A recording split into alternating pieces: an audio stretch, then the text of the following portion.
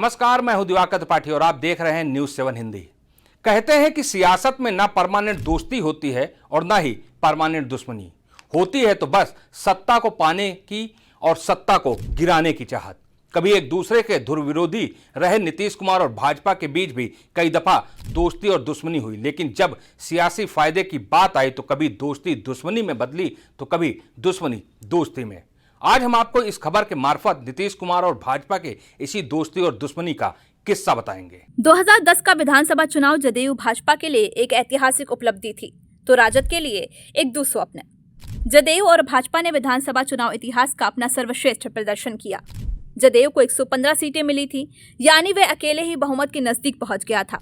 जिताऊ चेहरा माने जाने के बावजूद नीतीश कुमार फिर कभी इस प्रदर्शन को नहीं दोहरा सके।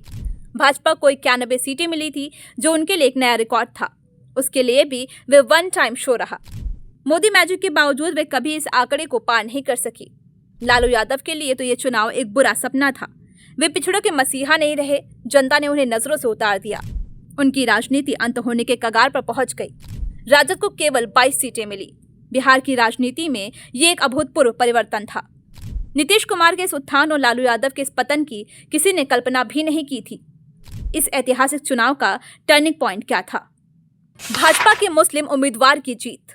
मुस्लिम मतों का एक पक्षीय ध्रुवीकरण इस चुनाव का सबसे बड़ा टर्निंग पॉइंट था। पहले यह माना जाता था कि मुस्लिम वोटर लालू यादव के साथ हैं, लेकिन 2010 में ऐसा नहीं हुआ। जैसे 1990 में लालकृष्ण आडवाणी को गिरफ्तार कर लालू यादव मुस्लिम समुदाय के चेहरे बने थे, उसी तरह 2010 में नरेंद्र मोदी का भोज कैंसिल कर नीतीश कुमार अल्पसंख्यकों के पसंदीदा बन गए थे। जून 2010 में ऐसी घटना हुई कि मुस्लिम समुदाय नीतीश कुमार का मुरीद बन गया। उन्हें यह भरोसा हो गया कि भाजपा से मेल के बाद भी नीतीश धर्मनिरपेक्षता के मुद्दे पर अटल हैं। फिर भी एनडीए की तरफ मुस्लिम वोटरों का ऐसा झुकाव था कि जेडीयू के साथ साथ भाजपा ने भी इतिहास रच दिया। पूर्णिया की अमौर सीट पर भाजपा के उम्मीदवार सबा जफर ने जीत हासिल कर धमाका कर दिया। ये जीत कोई छोटी नहीं थी। सबा जफर ने कांग्रेस के अब्दुल जलील मस्तान को करीब 18,000 वोटों के बड़े अंतर से हराया था। दूसरी तरफ जदयू ने 7 मुस्लिम बहुल सीटों पर जीत हासिल की। बाबरी मस्जिद के लिए संघर्ष करने वाले शहाबुद्दीन की बेटी परवीन अमानुल्लाह जदयू की टिकट पर साहिबपुर कमाल से विजय हुई थी। बिहार की 243 सीटों में से 60 पर मुस्लिम वोटर निर्णायक थे। जदयू की रिकॉर्ड तोड़ जीत में ये तथ्य मददगार रहा। बिहार में टर्निंग पॉइंट। जून 2010 में आखिर ऐसा क्या हुआ था जिसने विधानसभा चुनाव का नैरेटिव ही बदल दिया? 2009 के लोकसभा चुनाव में भाजपा को बहुमत मिली नहीं थी, लेकिन नीतीश कुमार के नेतृत्व में उसने बिहार में अच्छा प्रदर्शन किया था। भाजपा ने 15 लोकसभा सीटों पर चुनाव लड़ा था, जिसमें उसे 12 पर जीत मिली थी। जदयू ने 25 सीटों पर लड़कर 20 पर जीत हासिल की थी। एनडीए के इस प्रदर्शन के बाद भाजपा ने अपनी राष्ट्रीय कार्यकारिणी की बैठक पटना में आयोजित करने का फैसला किया। बैठक की तारीख 12 और 13 जून 2010 तय की गई। उस समय भाजपा के सुशील कुमार मोदी उप मुख्यमंत्री थे। नीतीश कुमार से उनकी अच्छी दोस्ती थी। नीतीश कुमार ने भाजपा नेताओं को भोज देने का फैसला किया। मुख्यमंत्री की देखरेख में तरह तरह व्यंजन बनने शुरू हुए।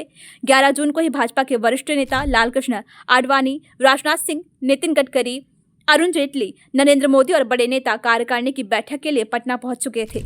नरेंद्र मोदी उस समय गुजरात के मुख्यमंत्री थे। नीतीश की नरेंद्र मोदी की टक्कर। जिस दिन भोज था उसी सुबह जब नीतीश कुमार ने अखबार देखा तो सारा परिदृश्य एकदम से बदल गया।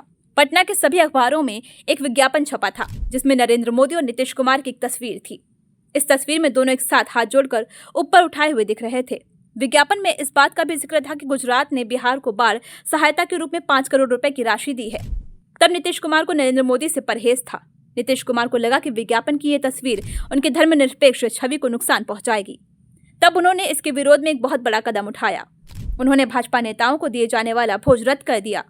गुजरात की दी हुई सहायता राशि लौटा दी। इस घटना के बाद भाजपा में जैसे भूचाल आ गया।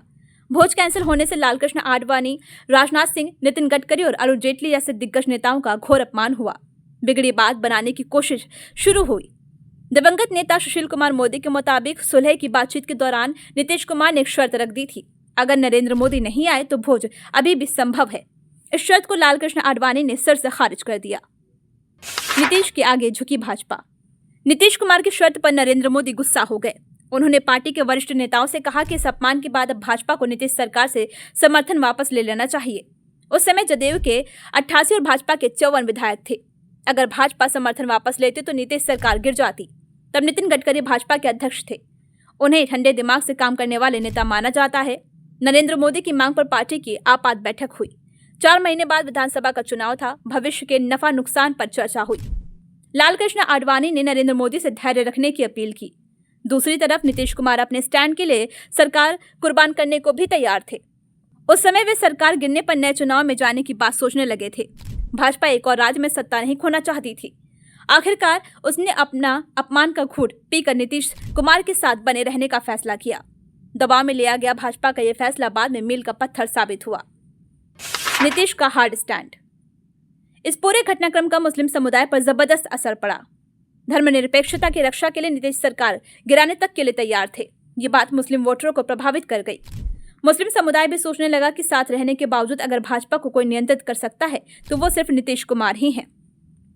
जब इलेक्शन शुरू हुआ तो नीतीश कुमार ने चुनाव प्रचार के लिए नरेंद्र मोदी को बिहार नहीं आने दिया था। ये बहुत बड़ी बात थी। भाजपा जैसी बड़ी पार्टी को नीतीश कुमार ने अपनी शर्तों पर चलने के लिए मजबूर कर दिया था। अल्पसंख्यकों का नीतीश कुमार पर भरोसा बढ़ गया। इसके अलावा नीतीश के पिछले 5 साल के कार्यकाल में कानून व्यवस्था ठीक हुई थी, सड़कों की हालत सुधरी थी, जिससे आना जाना आसान हुआ था, अमन चैन बहाल होने लगा था। इन बातों ने भी मुस्लिम वोटरों को प्रभावित किया। नतीजे के तौर पर उन्होंने नीतीश के पक्ष में बाजी पलट दी। स्वर्ण, अति पिछड़े और मुसलमान वोटरों के समर्थन से नीतीश ने चुनाव में जीत का कीर्तिमान ही बना डाला। गौरतलब है कि सियासत में नफा और नुकसान को देखकर ही दोस्ती और दुश्मनी की जाती है, और इसका सबसे बड़ा उदाहरण 2019 के लोकसभा चुनाव के दौरान उत्तर प्रदेश में देखने को मिला, जब यूपी में एक दूसरे की सबसे बड़ी दुश्मन माने जाने वाली समाजवादी और बहुजन समाज पार्टी यानी कि मायावती और अखिलेश यादव मिलकर चुनाव लड़े थे। हालांकि इस चुनाव में बुआ ने भतीजे से ज्यादा सीटें जीती थी और इसी के चलते ये गठबंधन महज चंद महीनों में ही टूट गया था। बहरहाल ये सियासत है और यहाँ मौके को भांपकर चालें चली जाती हैं। इस खबर में फिलहाल इतना ही। देश दुनिया की तमाम खबरों के लिए आप बने रहिए न्यूज़ 7 हिंदी के साथ। नमस्कार।